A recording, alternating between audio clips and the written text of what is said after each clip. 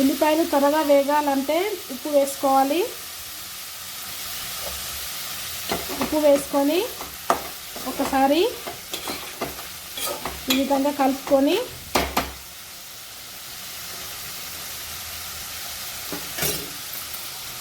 ఉల్లిపాయలు వేగాలి కదండి, అందుకనే 2 నిమిషాలు మూత పెట్టేసుకుందాం. ఇప్పుడు 2 నిమిషాలు అయినాక మూత తీసుకొని చూసుకుందామండి. చూడండి, ఉల్లిపాయలు వేగిపోయాయి. ఇందులో కొద్దిగా ఒక చిటికెడన్ని మెంతులు వేసుకోవాలండి. వేసుకొని ఈ విధంగా కలుపుకోండి. మెంతులు వేసుకున్నాక కొద్దిగా కరివేపాకు ఇట్లా తుంపి వేసుకోండి.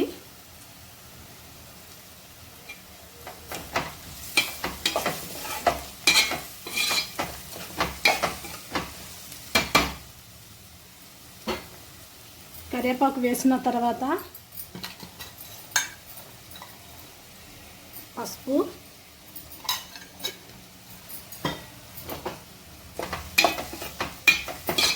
వేసి ఈ విధంగా ఒకసారి కలపాలి.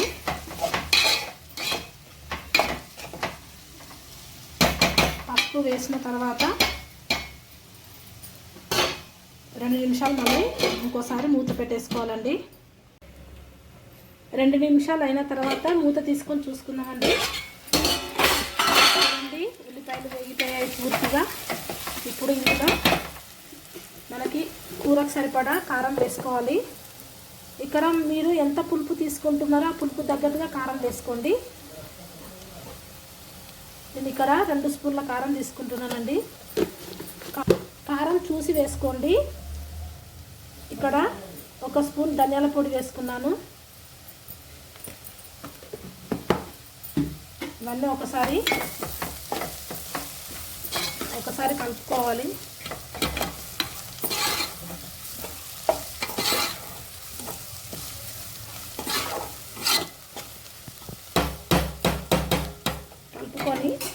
కలుపుకున్నాక 2 నిమిషాలు మూత పెట్టేసుకోవాలి.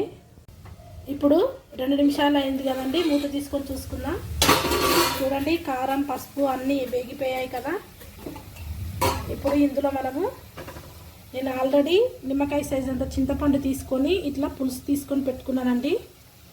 నీళ్ళలో నానబెట్టుకొని తీసుకున్నాను.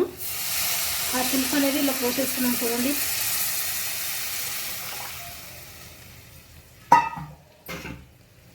పులుసు పోసిన తర్వాత ఒకసారి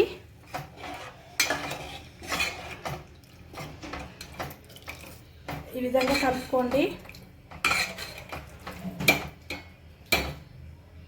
పులుసు బాగా దగ్గరికి మరగాలండి. పైకి నూనె తేలే వరకు మరగాలి. అప్పటి వరకు మనము మూత పెట్టేసుకోవాలి. ఇప్పుడు మూత తీసుకొని చూసుకున్నామండి. చూడండి, ఆయిల్ అంతా పైకి తేలింది కదా. ఒకసారి కలుపుకొని ఉప్పు ఉందా లేదా అనేది ఒకసారి టేస్ట్ చేసుకున్నామండి.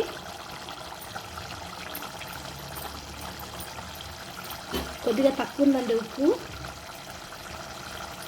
కొద్దిగా ఉప్పు వేస్తున్నాను.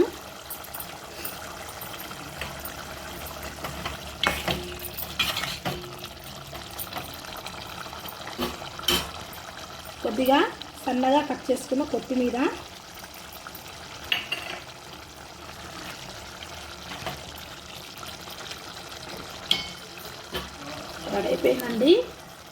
రెడీ అయిపోయింది కర్రీ. మీరు కావాలనుకుంటే గుడ్లు బాయిల్ చేసుకొని కూడా వేసుకోవచ్చండి. ఎగ్ పులుసు లాగా తినొచ్చు. నేను ఇక్కడ ఉల్లిగడ్డ పులుసు లాగా చేశాను. మీ ఇష్టం అండి అది. ఇంతేనండి వీడియో. ఎంతో రుచికరమైన అన్నంలోకి ఉల్లిపాయ పులుసు రెడీ అయిపోయింది. ఇంతేనండి వీడియో. మరిన్ని వీడియోస్ కోసం మా ఛానల్ని లైక్ చేయండి, షేర్ చేయండి, సబ్స్క్రైబ్ చేయండి. ఇంకా మంచి మంచి వీడియోస్ మీ వరకు రావాలంటే కింద ఉన్న బెల్ ఐకాన్ని క్లిక్ చేయండి. బాయ్ అండి.